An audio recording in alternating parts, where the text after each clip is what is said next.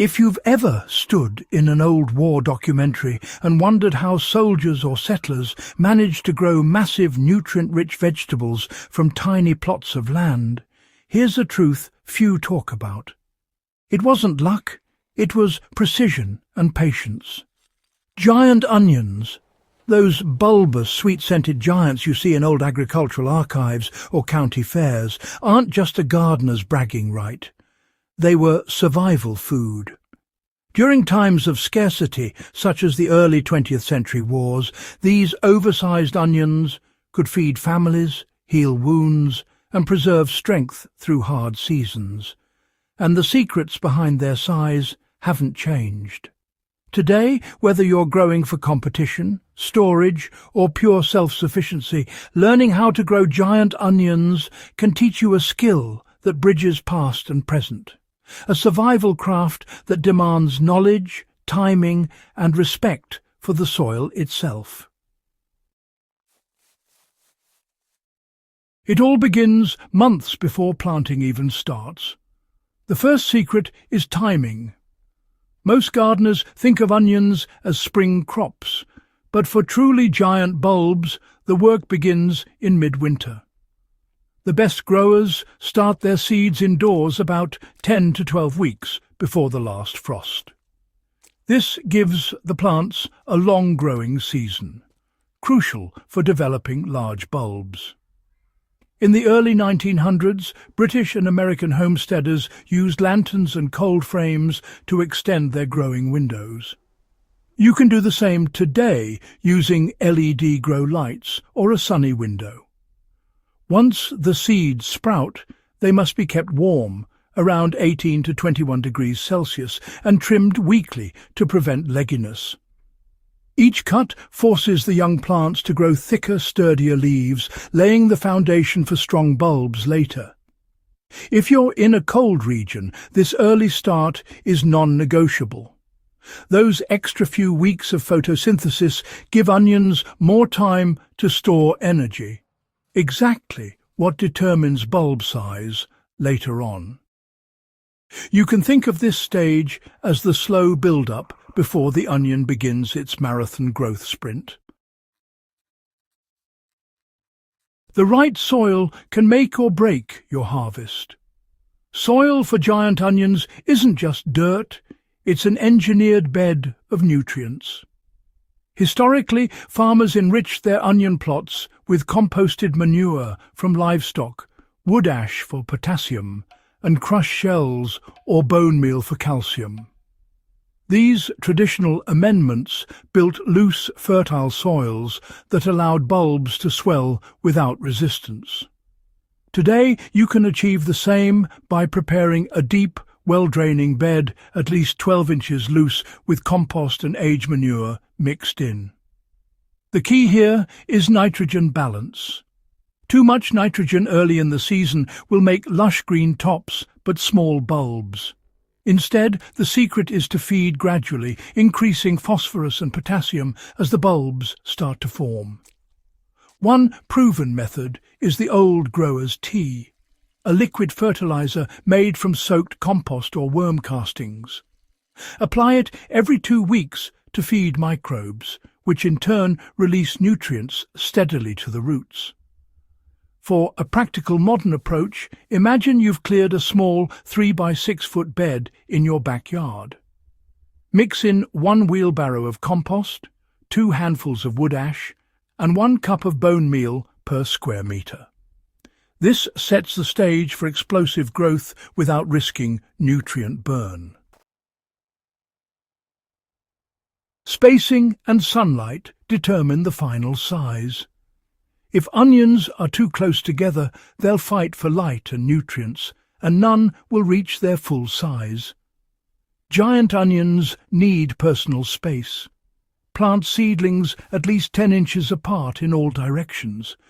This may look a bit sparse, but remember, each bulb can easily reach the size of a softball or even larger.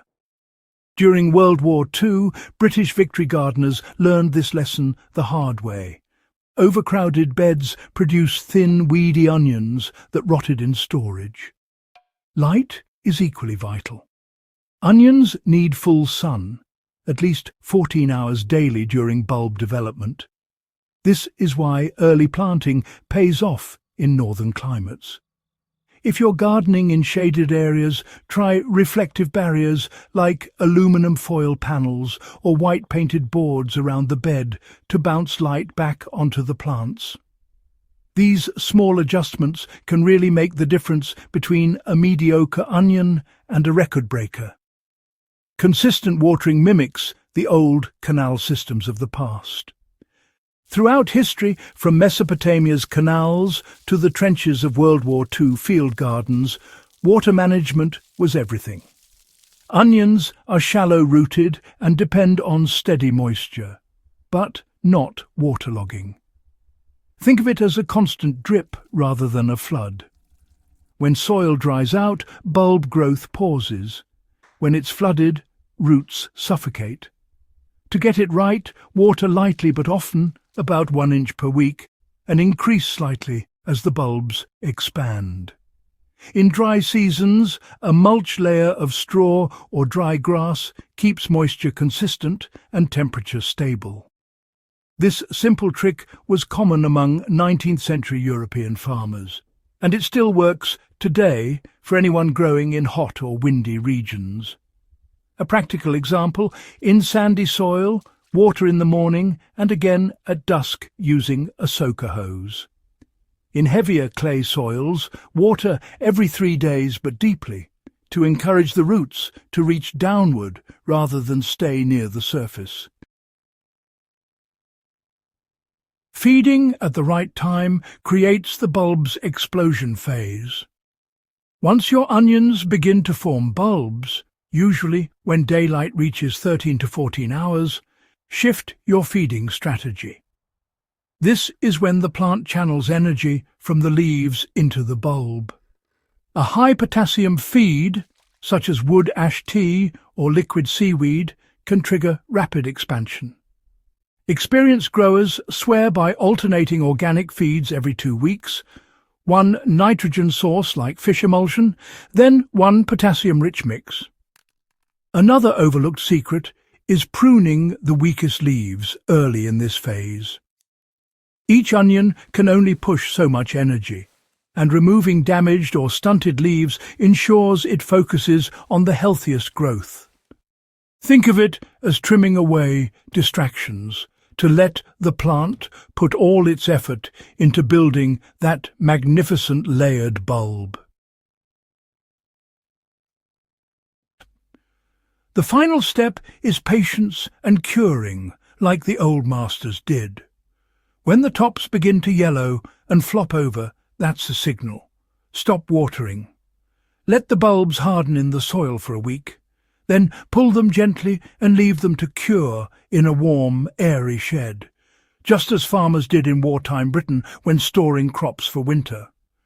This curing process toughens the outer skins, sealing in flavour and preventing rot.